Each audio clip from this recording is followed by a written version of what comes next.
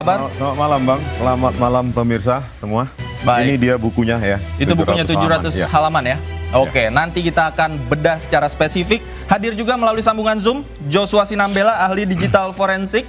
Selamat malam Bang Joshua, apa kabar? Selamat malam. Baik, Selamat nanti malam, Happy. saya akan minta pendapatnya Bang Joshua juga, analisis terkait buku ini. Selamat malam. Dan pemirsa, buku ini menggemparkan publik. Buku yang dibawa atau yang ditulis oleh Bang Rismond dan kawan-kawan menggemparkan publik kemarin. Sebenarnya apa yang menjadi latar belakang? Kemudian ini juga disebut-sebut sebagai senjata tandingan atas proses hukum yang berjalan di Polda Metro Jaya. Saya beri kesempatan pertama, Bang Rismond, silakan. Iya, Jokowi's White Paper ini filosofinya adalah untuk membersihkan sejarah bangsa Indonesia dari riwayat pendidikan Joko Widodo yang masih abu-abu sampai saat ini. Karena apa? Masih abu-abu karena memang Jokowi sendiri yang membuatnya. Sebagai presiden harusnya ya ijazahnya yang pernah dipakai sebagai calon presiden Republik Indonesia tahun 2014, 2019 seharusnya ijazah tersebut adalah ijazah milik publik. Nah, karena selalu disembunyikan dan pada saat memidanakan Bambang Tri dan Gus Nur juga yang ditampilkan atau yang disajikan oleh jaksa maupun hakim adalah ijazah fotokopi, maka konflik ini, ya, wilayah abu-abu ini semakin lama. Oleh karena itu kami peneliti mencoba untuk membedahnya, menganalisanya, mengkajinya secara ilmiah dan jawabannya ada di buku ini semua. Jadi ini adalah kompilasi dari 3 tulisan ya, dari Pak Roy Suryo, saya maupun Bu Tifa, dan ini masing-masing independen tanpa ada koordinasi menulis bersama karena memang bidang kami bidang yang sangat berbeda. Oke, Gitu, apa yang pesan yang Anda ingin sampaikan kepada halayak melalui buku ini? Ya, sebenarnya ini tidak peruntukan untuk publik umum ya, tetapi bisa dijadikan kenangan bahwa di sini sebenarnya lebih kepada bukan serangan personal terhadap Pak Joko Widodo, tetapi ini adalah kajian teknis, kajian ilmiah yang menjadi background kami yang membuktikan bahwa ijazah Joko Widodo itu satu tidak ada atau yang kedua palsu. Oke, gitu, ya. Oke, baik, Bang Rifai, tanggapan Anda? Ya, kalau kami sih melihat pertama kemarin kita saksikan bersama buku ini sendiri kan boleh dibilang menjadi penyebab tertundanya pemeriksaan ya. Ya. Waktu itu kan dengan alasan mau ikut 17-an, tapi juga dijelaskan juga secara terlintas bahwa menunggu buku ini jadi.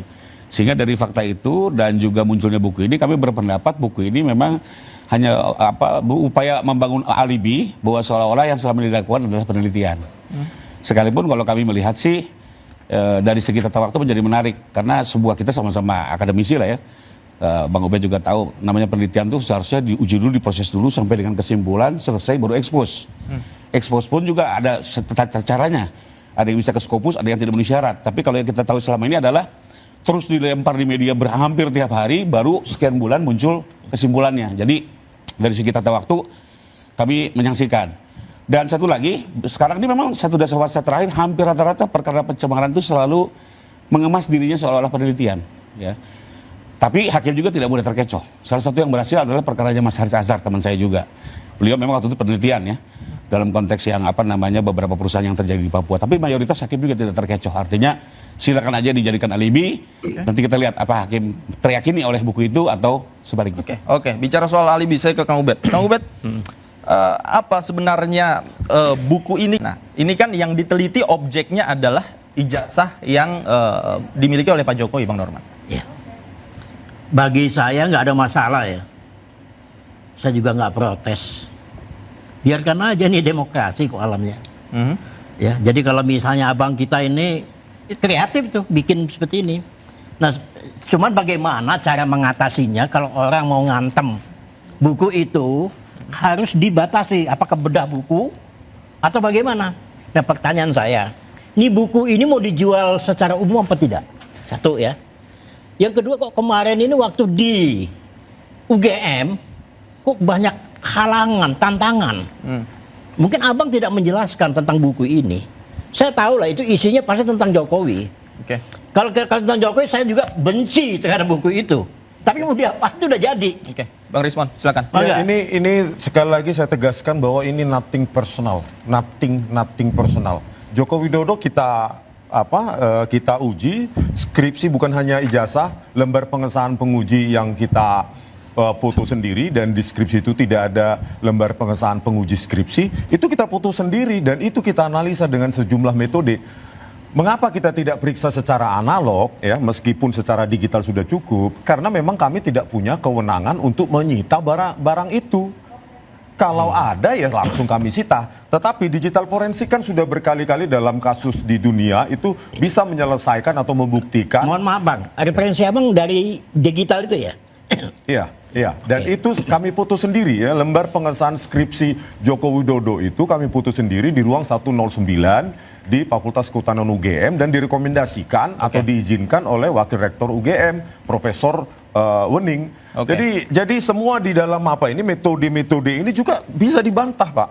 Sangat bisa dibantah. Itulah namanya metode ilmiah, itu open to debate, bantahnya open bagaimana? to discuss. Misalnya ada masyarakat nggak suka dengan buku ini, dia bisa ngelapor ke polisi. Bukan itu bisa masalah terjadi. Ilmiah kita Tapi kalau dibatasi adalah gua nggak suka dengan bedah buku aja. Oke, artinya kemungkinan buku ini dilaporkan itu bisa itu terjadi. sangat bagus itu. Iya, kan bedah buku jadi nggak kemana-mana. Bedah Iya, buku, seminar ilmiah dan segala macam itu yang saya sangat mau tanya. Sangat dibutuhkan malah karena kita nggak punya dana aja untuk mengadakan itu, Pak. Kalau Ya, nanti kalau bedah buku oke, tapi kalau melaporkan orang menulis buku itu problem. Karena dalam demokrasi menulis buku adalah bagian dari karya intelektual yang memungkinkan bisa menjadi perdebatan. Baik. Jadi Tapi tidak bisa dilaporkan itu. kemungkinan itu bisa saja terjadi ketika ada masyarakat yang mungkin ingin melaporkan buku ini, begitupun Itu bisa terjadi, sebaliknya itu bisa terjadi. Tapi kalau dibatasi dengan bagaimana bedah kemudian buku, kita nggak akan menganalisisnya, terjadi. pemirsa? Ada yang menarik bahwa buku seringkali kita anggap sebagai produk ilmiah, produk jurnalistik, bahkan juga kerap diterbitkan dalam bentuk buku dan lain sebagainya. Namun tafsirannya kembali lagi ke masyarakat terhadap buku tersebut, dan potensi yang dikatakan Bang Norman ini bisa saja terjadi. Nah, bicara soal analisa, saya ingin tahu dulu pendapat dari Bang Joshua. Selamat malam, Bang Joshua.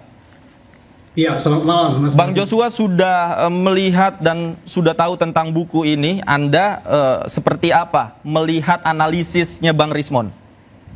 Siap. Jadi kemarin waktu di UGM ketika mereka meluncing, saya persis di depan mereka, duduk di depan mereka. Jadi saya tahu persis apa isi buku tersebut ketika dijelaskan, ya, terutama oleh Rismon maupun Tifa maupun Roy Suryo, ya. Jadi dari penjelasan tersebut, setiap babnya segala macam, kita sudah paham benar isinya seperti apa, gitu ya, analisisnya seperti apa, teknologi apa yang mereka gunakan dan seterusnya, dan itu sudah kita bantah sejak beberapa bulan yang lalu, gitu ya. Jadi itu mungkin yang kita sampaikan, ya. Jadi terutama mungkin yang dilakukan oleh Rismon sendiri, yang dianggap dia merupakan penelitian, ya, itu sangat jauh dari penelitian, gitu ya.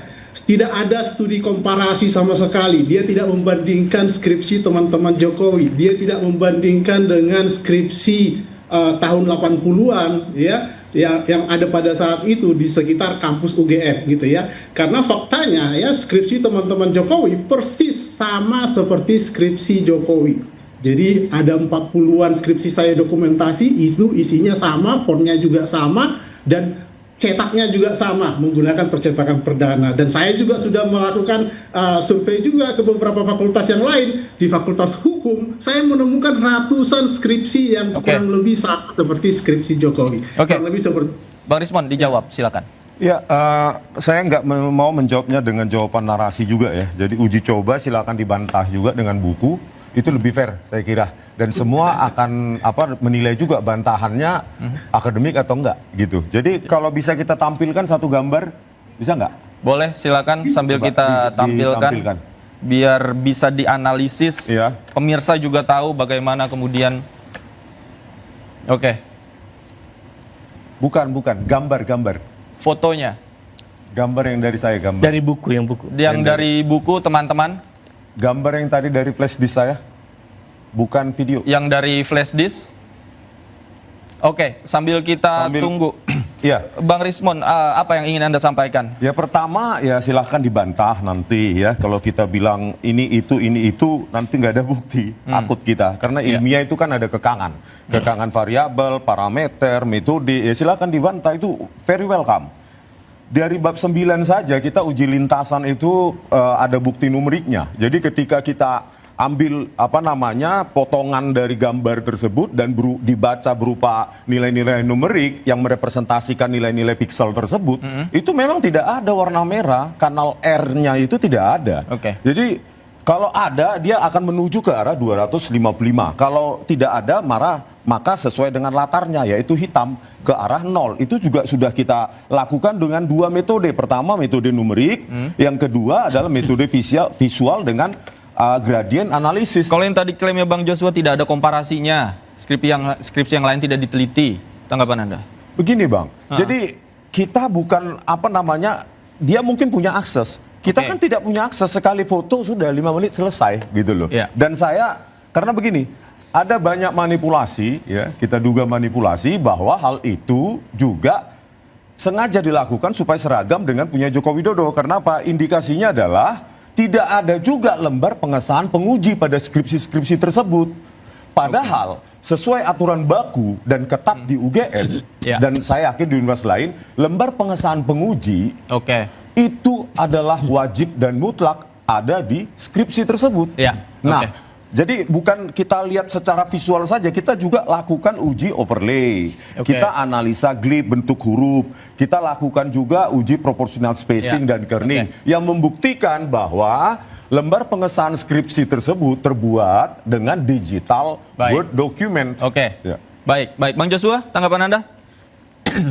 Iya. Jadi itulah yang sebenarnya kekeliruan dari awal yang dilakukan oleh Rismon gitu ya.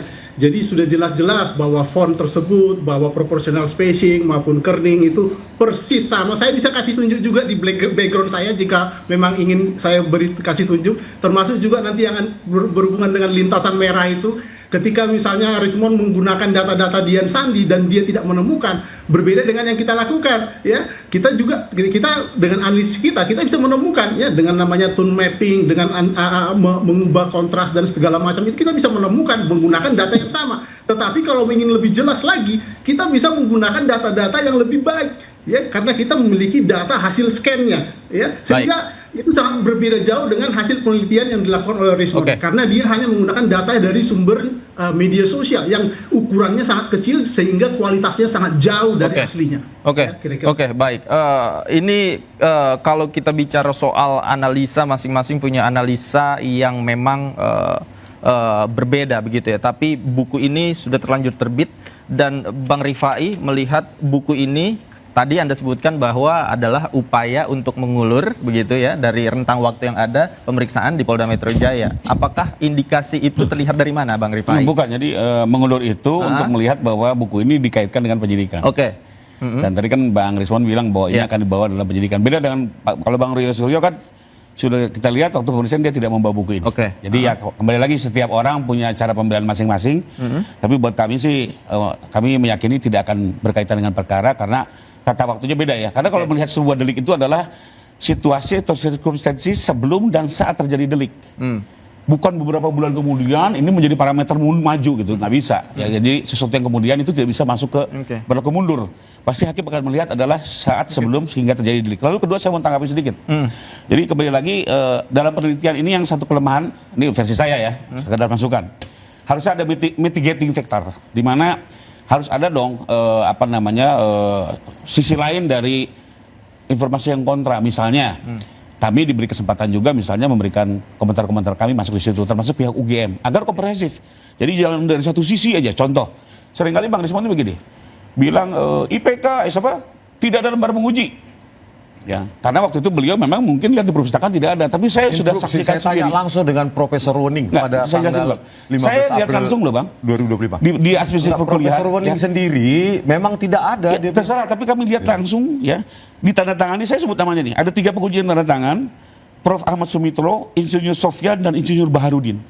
Dia tanda tangan 3-tiganya dan memberi nilai A Bang nilainya. Clear nanti makanya administrasi kuliah ini kan semua sudah dijadikan bukti. Nanti di persidangan akan terbuka. Kedua lagi contoh, Bang Rismon bilang, itu kok lembar transkrip nggak ada yang tanda tangan. Loh, everybody knows namanya transkrip nilai itu nggak mungkin selembar. Pasti bisa 2 lembar atau 3 lembar. Yang dimunculin baris skrip itu yang hanya lembar pertama gitu. Enggak, Bang, lembar keduanya nggak kelihatan. 2 lembar. Ya misalnya gitu ya.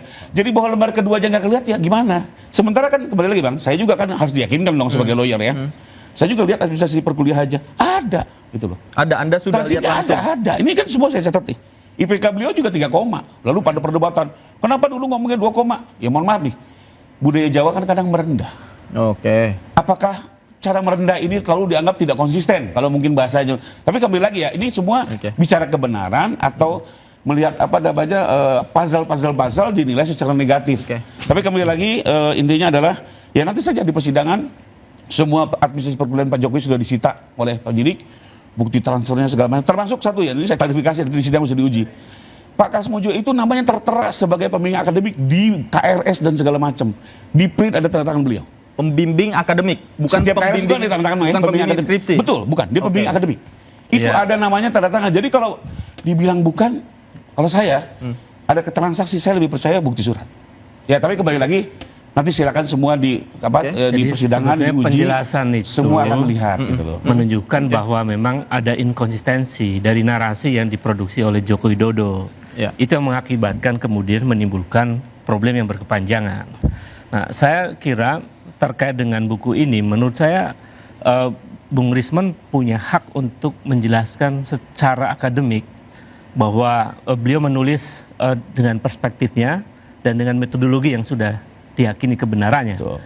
Dan ternyata kemudian saya cek sebentar bahwa memang sampai menemukan apa yang disebut dengan error level analysis. Oke. Jadi analisis errornya itu di mana dan seterusnya. Ya. Saya sempat melihat dan memang terlihat begitu berdasarkan risetnya beliau ya. Oke. Karena ya sama-sama menggunakan metodologi yang sama sebetulnya. Kalau tadi Bung Joshua punya data ratusan skripsi, menurut saya coba dipaparkan aja tuh. Ratusan Dalam skripsi buku itu juga. Ya. dalam buku juga atau dalam sebuah presentasi sehingga publik paham gitu, tidak menggunakan sekedar narasi. Agar Produk kemudian ilmiah clear. dibantah dengan Betul. Cara-cara ilmiah, Cara-cara ilmiah. lagi begitu. Oke. Dan sekedar nanti- info, skripsi itu semua sudah disita oleh penyidik dan sudah dilakukan lapor. Jadi Oke. mungkin nanti di persidangan akan lebih menarik lah ya. Baik, nanti Semua kita akan bahas dibuka lagi di situ. segmen berikutnya. Siap. Bapak-bapak, sabar dulu, ditahan dulu. Pemirsa, interupsi masih akan kembali, tetaplah bersama kami. Ingin mulai dari diskusi kita yang tadi, bahwa Bang Ubed tadi mengatakan bahwa jangan-jangan sorotan ini muncul dari ketidakkonsistenan ucapan atau apa yang disampaikan oleh Pak Jokowi kepada publik. Kemudian publik itu menangkap dan menafsirkan dengan caranya masing-masing.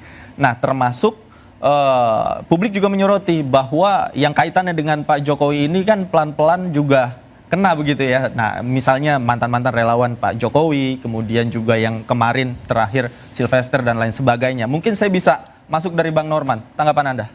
Tentang apa nih? Tentang ya, relawan Pak Jokowi juga yang disorot, kemudian nama-nama yang terkait dengan Pak Jokowi. Saya mau menyorot ini dulu lah. Oke. Ya. Jadi kalau saya menghadapi Bang Rismon ini, kalau saya ngototnya lebih 10 kali.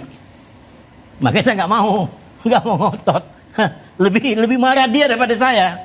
Tentang buku ini? Iya, enggak, iya. Jadi kita enjoy saja. Jadi biarkan versinya abang kita ini, apa yang tadi dikatakan, oh tidak ilmiah, tidak apa. Bagi saya nggak ada masalah kok. Bagi saya isinya sudah dibahas oleh pengacara kita. Jangan kita bicara duluan telur apa Ayam. kan itu sebenarnya. Kan itu yang kita. Nah, saya menganggap bahwa biarkan ini bergulir. Saya juga tidak antipati. Biarkan masyarakat yang menilai. Ya, karena ini karya ilmiah. Ya kan? Ada yang mengatakan bukan karya ilmiah, ya nggak ada masalah. Oke. Ya kan? Nah, pertanyaan saya kepada abang kita, syukur-syukur kalau abang kita ini mendapat rekomendasi dari Gajah Mada, Ustaz Gajah Mada. Rektor memberikan pengantar. Ataupun kampus lain. Kampus. Karena memperkuat buku ini. Tapi kan kemarin kan kelihatannya kan ditolak kesannya. Kesannya nggak boleh bikin di sana. Nah, coba saya minta jawabannya itu aja dia. Ya, kita sebenarnya kan menganalisa dengan dokumen-dokumen yang kita punya. Tentu kami juga cari bukti-bukti akademik ya. Tetapi apa yang disediakan oleh UGM memang tidak ada sama sekali ketika kami datang tanggal 15 April 2025 di ruang 109 Fakultas Kehutanan UGM. Jadi nihil. Terus apa yang kita dapat ya sebagai bukti akademik kan ditampilkan oleh Dirtipidum dan di situ memperkuat hipotesis kami ya bahwa di transkrip nilai yang ditampilkan oleh Dirtipidum itu ada 2 lembar. Yang pertama ada apanya nilai-nilainya, terus mata kuliahnya. Yang kedua itu ada di situ dekan, tapi kosong tanpa ada otoritas siapapun yang menandatangani gitu loh. Jadi bayangkan transkrip nilai ya, seharusnya di UGM, terutama di UGM itu ketat sekali transkrip nilai itu ya, beda dengan universitas yang baru berdiri mungkin. Nah di situ kan makin memperkuat kami bahwa ya transkrip nilai yang tidak ada otoritas yang menandatanganinya dan tidak ada stempel itu ada 2 halaman ditampilkan oleh Dirtipidum, dan di halaman yang kedua yang ada tulisan dekan itu kosong tanpa tanda tangan sama sekali. Oleh karena itu ya kajian kita ini ya selaras, harmonis, konvergen dengan apa yang ditampilkan oleh Dirtipidum. Tapi pertanyaan tentang bagaimana kemudian Anda tidak memasukkan atau mengikut sertakan pihak UGM untuk ikut bertestimoni di Minimal dalam ada buku pengantar itu. misalnya. Penyeimbang, cover Iya. both side kalau bahasa jurnalistik. Ini kan begini, ini kan ilmiah Bang. Oke. Bukan mau dikomentari positif atau negatif, apapun hasilnya silahkan berkomentar. Tetapi yang paling penting adalah memang kalau dari ahlinya Pak Rifai, ya Bang Rifai memang tidak mengatakan bahwa ini salah atau kurang atau bagaimana, ya tuliskan dalam buku atau kita bertemu di seminar ilmiah. Itu yang paling fair. Kalau komentar aja kita nggak butuh komentar. Kita tidak butuh rekomendasi bukan dari siapapun. Ini buku ini berbicara untuk dengan dirinya sendiri tanpa ada, makanya dia ilmiah. Artinya apa? Tidak multi interpretatif. Interpretasi kita itu dikekang dengan output variabel maupun parameter yang kita uji, gitu Bang. Oke, Bang Rifai. Masalah relawan tadi saya belum saya jawab. Oh, oke ya, silakan. Jadi gini ya. Ini lepas daripada suka tidak suka ya. Kita bicara Sylvester. Itu dulu ya. Saya berteman dengan dia itu zamannya Pak Jokowi presiden pertama bersama Pak Yusuf Kalla. Sesama relawan. Iya, sama relawan. Oke. Saya lebih senior sebenarnya. Oke. Nah, sebenarnya sama relawan ini biasalah. Pada waktu Cipiter ini ada pemilihan gubernur, ya kan, dianggap oleh Cipiter ini Pak Yusuf Kalla itu ngebelain si Anies. Ya kan? Terjadilah demo. Nah, bagi saya, ya ini pendapat saya pribadi ya. Silakan Anda mau seperti apa. Sangat disayangkan ya. Bahwa ini kasusnya bukan kasus korupsi kok. Oke. Kasus politik kok ini. Yang mana nih? Yang Sylvester? Sebentar. Oke. Kasus politik sebenarnya di saat mungkin Sylvester mau ditahan, kena COVID. Orang yang di penjara aja dikeluarin kok. Ini bukan saya bela Sylvester ya. Ini analisa saya ini aja ya. Silakan nanti Anda apa? Ini teman. Kasihan saya melihat itu. Ini sahabat ya. Berjuang, relawan berjuang untuk Yusuf Kalla dan untuk Pak Jokowi. Oke. Yang sekarang mantan ketua umum Jokowi Mania juga kena ciduk. Kalau si siapa si Joman beda. Oke. Kalau masalah korupsi nggak ada ampun. Joman ini kutu loncat di mata saya. Siapa kutu loncat? Oke, Joman. Joman. Oke. Noel. Oke. Saya tahu, saya senior soalnya di relawannya Jokowi. Pertama dia ikut Ganjar. Nggak tahu ribut apa-apa, loncat ke Pak Jokowi. Udah itu loncat lagi ke Prabowo. Oke. Baik. Ya, ini orang nggak punya ketetapan. Oke. Baik. Saya ke Kang Ubed. Kang Ubed, dari perspektif politik Anda melihat kita terlepas dari buku ini yang menyorot Pak Jokowi, kemudian orang-orang yang dikaitkan katanya dekat dengan Pak Jokowi juga belakangan juga menjadi sorotan publik. Yang terakhir Bang Noel, tanggapan Anda? Saya koreksi dulu ya, Bung Norman, bahwa kasus Sylvester itu bukan kasus politik, itu kasus fitnah. Secara hukum. Karena ini hukum perkara ya? hukum kan, Betul. karena sudah inkrah di situ, jadi nggak bisa. Bukan. karena udah ada hukumannya itu 1 tahun. Suasananya pada waktu itu suasana politik. Saya tidak bicara suasana, tetapi bahwa proses ini sudah masuk ke meja hukum. Iya, tahu saya. Dan sudah diputuskan. Jadi tidak ada kemudian dia dipenjara karena perkara politik, tapi perkara narasi yang kemudian oleh pengadilan diputuskan telah melakukan fitnah. Tapi boleh dong saya berpendapat Iya, lain. boleh, silakan. Karena Tapi- itu sahabat. Iya, boleh silakan. Tidak ada yang bisa tolong dia. Tapi saya harus mengatakan itu. Saya katakan sebenarnya Sil Peter ini adalah relawannya Yusuf Kala dan relawannya Pak Jokowi. Iya, itu kan setelah proses pilkada dan seterusnya. Tiba-tiba ada orangnya Pak Jokowi, Yusuf Kala ini, tim hukumnya protes terhadap demo itu. Tapi untuk Noel, Anda sepakat bahwa yang bersangkutan korupsi harus di... Oh, dijejak habis, kalau bisa dimatiin.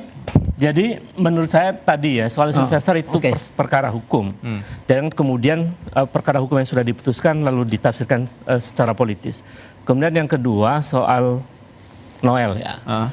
Noel ini saya kira saya turut prihatin ya, karena betapapun Noel adalah aktivis 98 yang sering mengklaim dirinya sebagai aktivis 98 dan narasinya sering melawan korupsi, anti korupsi dan seterusnya. Tapi nampaknya Noel sudah berada pada garis titik itu yang menurut saya termasuk yang cukup kecewa ya. Cukup kecewa dan satu catatan penting ini refleksi buat aktivis yang ternyata kemudian ya mungkin di mana ada ruang peluang korupsi, di situ kemudian godaan begitu datang dan Noel nampaknya terjebak dalam situasi itu. Dia atau mungkin juga terpengaruh mungkin juga memang sedang menikmati permainan itu. Jadi saya kira nanti pengadilan yang biarkan proses pengadilan yang akan memutuskan, tapi saya kira kita semua patut melakukan satu refleksi bahwa betapa konsistensi untuk melawan korupsi itu memang perlu ditunjukkan dalam tindakan-tindakan konkret. Dan kalau belum selesai dengan diri sendiri, jangan sekali-sekali jadi pejabat. Masuk lubang gitu. Bang Rifai, nah ini juga penting karena terkait Jokowi disorot, kemudian orang-orang dekat Jokowi, relawan Sylvester, kemudian Noel yang juga dilekatkan dengan Pak Jokowi. Nah, Anda juga kan sebagai kuasa hukum Pak Jokowi nggak takut bahwa nanti akan barangkali ada kena, kemudian ada rekayasa terhadap diri Anda dan teman-teman? Kalau saya sih kepengennya ada pertimbangan lain lah. Kalau saya sih kembali lagi ya, saya sih melihat masalah besar bangsa ini justru korupsi, Mas. Iya, yang paling penting itu. Kalau soal ngomong toleransi, persatuan kesatuan sudah teruji dan kita kuat soal kesatuan, ya. Kartosuwiro segala macam itu bahkan pakai senjata pun kita lawan. Tapi korupsi ini kok semakin kesini, semakin membabi buta, semakin masif. Jadi memang ini persoalan yang betul-betul besar sekali dan sampai hari ini belum jelas penyelesaiannya gitu ya. Jadi kita harus tetap dukung ya apapun itu, sekalipun ya saya sama Bang Ubed sedih teman-teman aktivis ya. Saya juga kebetulan alumni Trisakti kampus reformasi di saat waktu itu ya. Jadi dulu kita bicara anti KKN dan segala macam, tapi pada saat jadi berkuasa kok kepleset juga. Jadi sejujurnya ya saya juga banyak tawaran teman-teman maju ke jadi pejabat publik, kalau belum siap dengan diri sendiri jangan coba-coba. Akhirnya apa? Kita kepleset. Lebih baik udahlah jadi aktivis, jadi profesional, ya, jadi dosen di situ saja kalau belum siap dengan diri sendiri gitu. Ngapain? Kita ngotor-ngotorin. Jadi perkara Noel ini bukan karena dia relawan Jokowi. Udah relawan Prabowo sekarang. Iya sebelumnya maksud saya Jokowi mania kan. Bukan karena dia latar belakangnya didukung oleh Joko Widodo, tetapi memang perkaranya memang empirik begitu, peristiwanya OTT kan.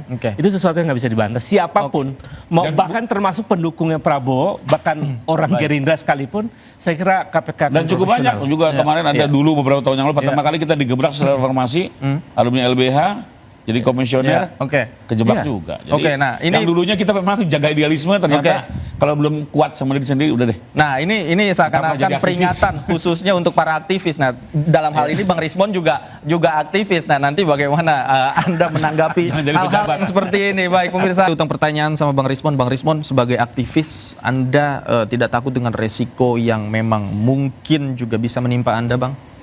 Ya ini kan resiko yang sedang kami jalani juga, bahwa kajian ilmiah kami berdampak pada berdampak pada kami karena orang yang kami kaji ya dokumen publiknya tidak disukai, karena kesimpulan dari kajian kami ya mungkin tidak menyenangkan. Kalau saya penjilat ya saya bilang aja asli, Bang.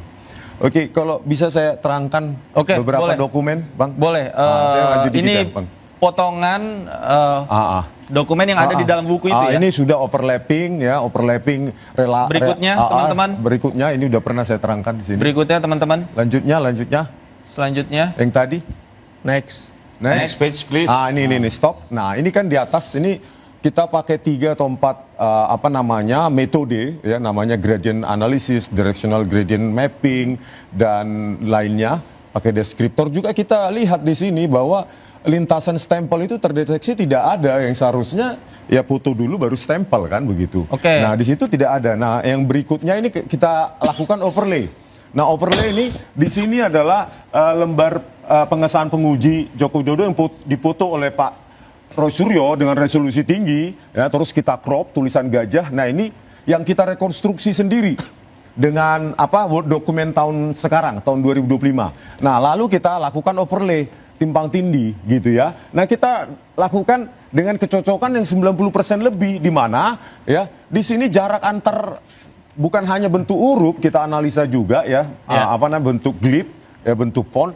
Itu jarak antara presisi. Font ini, karakter ini begitu precise dengan hasil yang kedua ini begitu loh. Bagaimana mungkin ini bisa dihasilkan dari seperti disimpulkan di Tipidum bahwa ini adalah produk dari handpress dan letterpress kalau jarak antar huruf aja begitu identiknya. Ini impossible. Berikutnya. Itu foto di ijazah memang boleh pakai kacamata di masa itu juga menjadi pertanyaan. Nah inilah foto ya. Ini diakui oleh Dirtipidum sebagai sebuah produk handpress atau letterpress tanpa penjelasan apapun kecuali diraba dan dirasakan ada cekungan, terus ada emboss langsung disimpulkan handpress. Nah, ini yang saya tulis sendiri di Word document. Lihatlah ya, komposisi rata tengahnya sama dan ini font-fontnya semua dan ini kita periksa semua masing-masing, baik setiap huruf maupun tiap kata. Dan kita periksa memang identik dengan parameter-parameter yang ada di dalam buku itu yang kami dan hurufnya jelaskan. menggunakan Times New Roman yang memang ada di Microsoft Word, Microsoft Word yang mulai ada tahun 92. Nah, ini 85 diakui bukan pakai Word oleh Dirtipidum tapi handpress atau letterpress. Oke, lanjut. Semuanya ini sudah ada di dalam buku tersebut itu ya. Berikut dengan analisanya. Terus lanjut Mas. Analisanya. Lanjut. Sambil kita Nah, ini Ini itu kita uji bagaimana uji lapisan ya, uji layer by layer. Itu pakai Cummins, ada pakai Gaussian mixer model dan lainnya, yang ada 3 metode. Di situ kita simpulkan berbeda, tidak identik. Ijazah dari Pronojiwo itu huruf dulu baru watermark logo UGM. Sementara di ijazah Joko Widodo sebaliknya, watermark dulu baru huruf, maka tidak identik. Nah, itu ada di dalam buku. Terus lanjut. Cukup. Cukup. Silakan Bang Rismon kembali. Artinya analisis ilmiah Anda ini sudah tercantum semuanya di dalam Jokowi's White Paper dan bisa diakses oleh masyarakat umum. Bukan hanya siap untuk diakses, Bang. Siap untuk didebat bahkan. Didebat gitu. Siap untuk didebat ya? Iya. Kalau ada fakta baru atau analisis teknis yang baru begitu ya? Iya, siap. Bang Rifai, tanggapan Anda melihat apa yang sudah dijabarkan oleh Bang Rismon ini kan sangat ilmiah. Kemudian juga secara teknis dia membuktikan bahwa Bang Rismon ahli di bidang itu dan lain sebagainya. Jadi tadi kan udah diakui sendiri. Objek ini diambil dari foto. Kembali lagi persoalannya adalah sesuatu yang jelas non digital diuji secara digital dengan foto yang berbeda-beda, satu di scan, satu di foto. Kembali lagi, tentunya hasilnya sendiri secara rasional aja, yang sederhana pasti akan berbeda objeknya. Makanya paling fair itu adalah lakukan pengujian non digital yang sudah dilakukan oleh Lafor. Sebenarnya saya sendiri gini ya, saya mengharapkan sebenarnya kayak Bang Rismon bisa duduk bareng sama teman-teman Puslapor. Karena setahu saya teman-teman Puslapor juga itu di dalamnya bukan polisi, Bang, peneliti semua, sarjana kimia, sarjana fisika, dan Lafor kita itu sudah mendapatkan ISO 17025. Tiap periode setiap 6 bulan sekali diakreditasikan baik peralatan maupun orangnya. Jadi mereka juga tentunya akan mempertanggungjawabkan ini secara profesi, karena kalau sampai ada apa-apa sudah dilakukan pada saat gelar bisa dicabut khusus kemarin kan sudah problemnya memang belum pernah ketemu. Mungkin kalau ketemu waktu itu memang katanya juga saya nggak tahu juga ya, sempat dihadirkan orang Lafor, didengar langsung oleh pimpinan Polri termasuk dari Komnas HAM, Ombudsman Kompolnas dan segala macam. Kami nggak dengar langsung. Sebenarnya kami juga pengen dengar langsung dari mereka gitu ya. Karena tentu juga mereka akan mempertanggungjawabkan itu semua. Nggak mungkin apalagi ini perkara yang menarik perhatian. Semua lagi sesuatu yang digital, non digital diuji secara digital dengan objek cara pengambilan yang berbeda-beda. Kita khawatir juga ini bermasalah. Kedua, sudah diuji loh yang oleh Lafor seluruh bukti fisik ini, baik dari Fakultas Hukum diambil, Fakultas Ekonomi, taruhlah yang kehutanan rekayasa kan, kembali lagi kan ini kan selalu prasangka ya. Jangan-jangan nih ya terlalu bisa rekayasa dikumpulkan dari fakultas lain, lebih kurang sama modelnya sudah di Lafor. Nanti tinggal kita lihat hasilnya. Itu mungkin sekilas dari saya. Jadi intinya sebenarnya boleh aja kita lakukan pendalaman bersama gitu ya. Jadi sama-sama bisa kita tahu betul apa sih yang sebenarnya terjadi. Kang Ubed. Ya saya kira cara Bung Rismon cara yang baik saya kira dalam sebuah proses hukum ya, hingga beliau memilih untuk menulis buku ini dan tentu sebagai satu karya ilmiah yang bisa saja orang juga bisa membuat tandingan sebetulnya. Maka menurut saya saran saya kepada teman-teman yang mungkin punya keahlian yang sama, dipersilakan untuk melakukan hal yang sama. Kemudian yang kedua tentu metodologinya bisa berbeda, bisa dengan metodologi yang sama. Lalu objeknya bisa dari objek yang asli. Ini kan persoalannya juga Jokowi tidak pernah menunjukkan yang asli dari tangannya ya kepada publik. Kenapa juga diam-diam dan seterusnya. Jadi sebetulnya menurut saya ini akumulasi dari perjalanan panjang yang citra yang kemudian dibentuk oleh presiden sendiri. Jadi ini sebenarnya posisi yang ditulis ini Jokowi sebagai presiden ya. Yang kemudian orang mengatakan ya beberapa kali Pak Jokowi melakukan kebohongan begitu. Sehingga hampir seluruh apa yang dilakukan itu orang tidak percaya. Akhirnya menimbulkan multi interpretasi oleh masyarakat ya. Boleh silakan disingkat saja. Soal yang tadi kebohongan ya perlu saya klarifikasi. Jadi itu faktanya saya lihat langsung IPK beliau 3,05. Tapi bahwa dalam pidato mengaku 2, ini kan budaya Jawa. Satu. Kedua soal pembimbing Bang. Saya perlu klarifikasi. Jadi gini. Nyatanya itu memang beliau pembimbing akademik. Dan saya sempat tanya sama beliau, kenapa sih waktu itu menyebut nama? Waktu itu kan pembimbing skripsi saya sudah tidak ada. Sudah meninggal. Ada pembimbing akademik di situ. Ya, akhirnya disebut situ. Dan secara jujur dia bilang dia banyak dibantu oleh Pak Kaspujo. Saya berikan kesempatan Bang Norman deh. Dalam ilmu gitu. Jadi kita saya harus adil. Saya harus adil Bapak. Saya harus berikan kesempatan apresiasi. Dan tidak ada Bang Norman. Kalau saya melihat ini ya. Enggak ada niatnya untuk membohongi orang. Kita nggak perlu perdebatkan. Iya Bang Norman, saya harus adil. Silakan Bang Norman. Diperdebatkan lagi. Karena urusannya beliau ini juga sudah di kepolisian. Masalah buku kita hormatin bukunya. Walaupun isinya mungkin kita tidak sependapat. Tapi ini karya ilmiah. Iya kan? Nah, jadi saya berharap juga, harapan saya benar-benar diundang kita-kita ini untuk debat. Ini sudah. Jangan orangnya abang, kalau orangnya abang pasti oke-oke aja gitu. Baik, nanti kita akan lanjutkan debat di lain waktu. Terima kasih Bapak-bapak, Bang Rismon terima kasih, Bang Ubed terima kasih, Bang Rifai, Bang Norman terima kasih banyak sudah bergabung bersama kami dari Jokowi Undercover hingga Jokowi White Paper. Penulis bisa dibungkam, dipenjarakan, serta dilupakan. Tapi kebenaran tak bisa selamanya dikubur. Kami hadirkan, Anda yang simpulkan. Saya Davi Pratama, selamat malam. Sampai jumpa.